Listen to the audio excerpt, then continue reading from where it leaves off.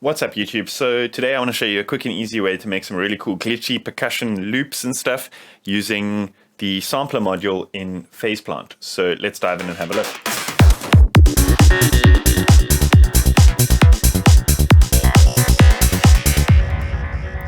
So I'm going to keep this one quick and simple, and I just want to show you guys a really cool technique for creating some glitchy percussion stuff. So what I actually want to do here is let's just remove this MIDI that I've got, and I want to pop open the Cubase step sequencer called Step Designer.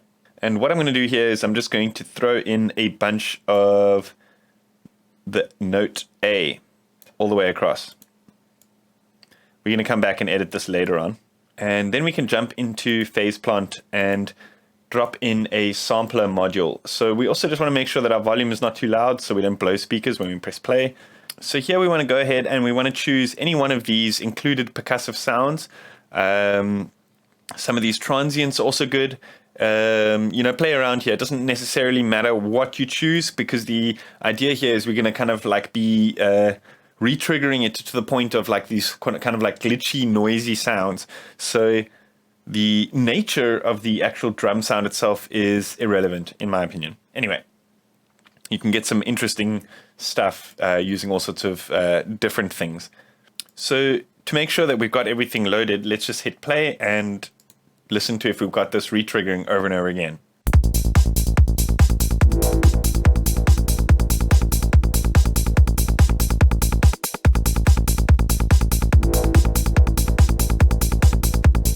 Cool, so over here, we've got this loop section.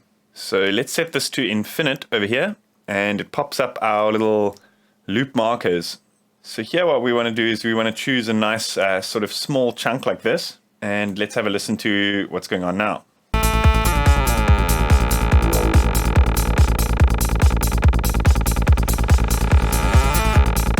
So that sample might even be a little bit short, so it's kind of going into the kind of, how can I say, it's going into the tonal territory very quickly. So let's choose another one like wood click number 1. I remember this one's pretty cool.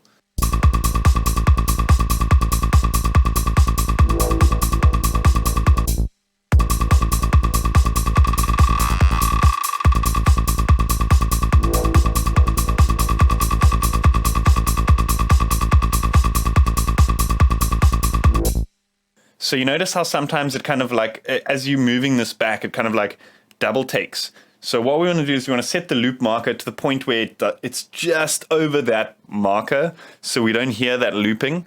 But then what we're going to do is we're going to set a random modulator to randomly change this length of the sample into the minus. So listen to what this is going to do to the sound.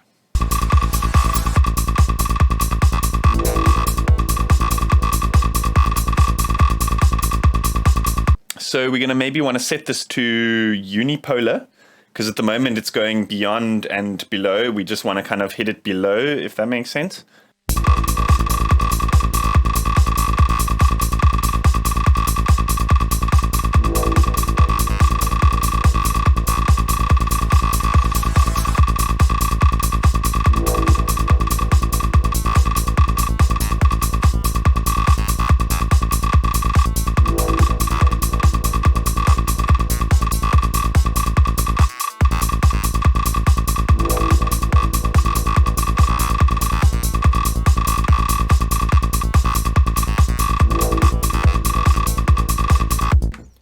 Cool, that's some nice little random percussive stuff going on there.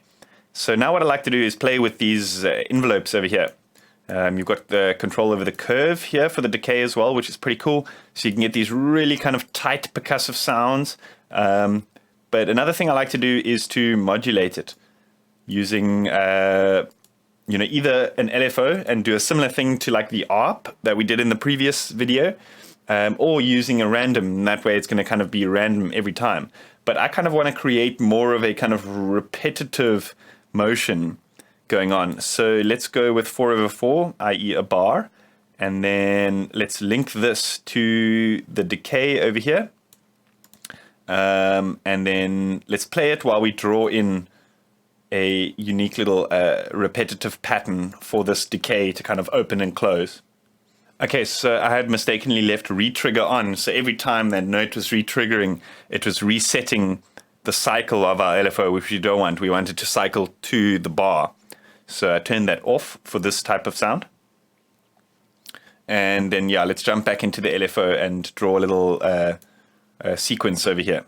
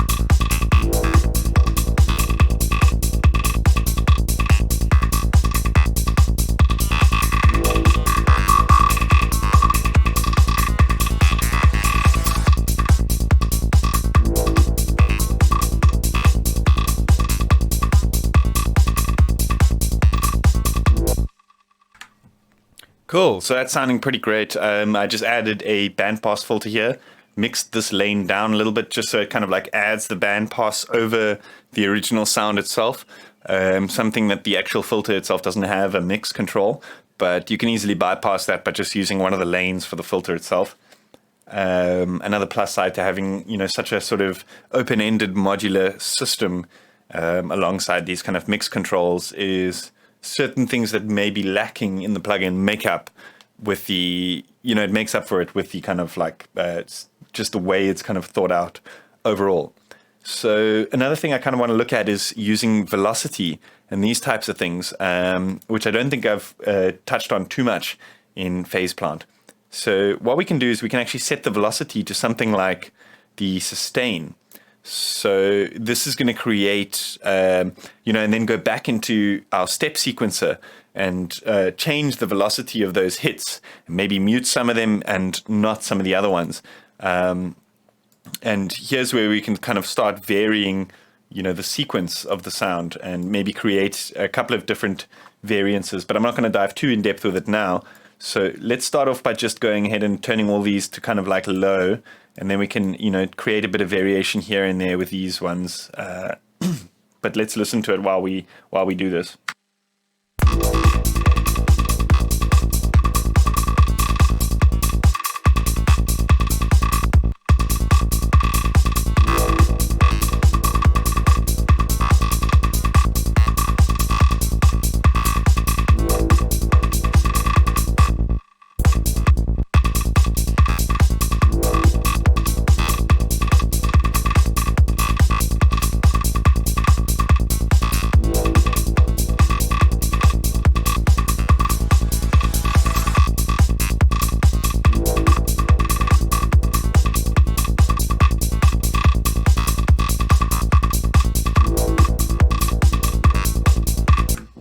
So the cool thing about this now is we've created this kind of like system, and all we need to do is, you know, to create these variations is to choose random, you know, sounds that are already loaded into the, you know, sampler. So I've saved the preset. Now we can go ahead and just choose some of these random sounds and see what interesting stuff we can do, for example, with a Gregorian choir.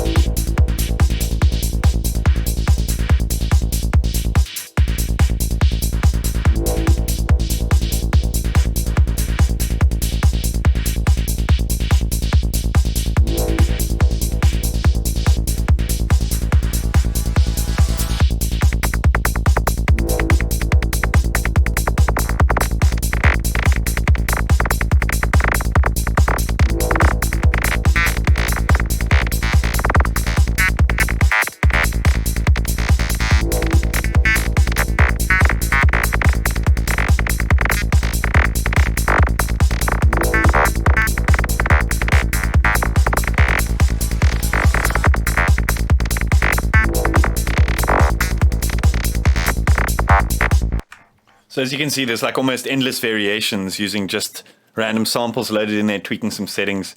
And it's instant kind of like psychedelic, noisy, percussive, glitchy results.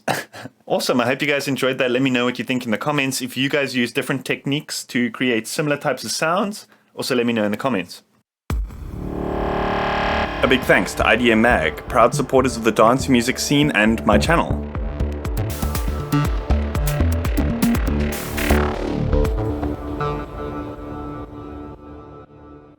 So yeah, as always, I'm going to be posting these presets to my Patreon for all my $5 supporters. So if you want to know what that's all about, check out the link that's somewhere on the screen right now. Hit that like button, hit that subscribe button. See you guys next time.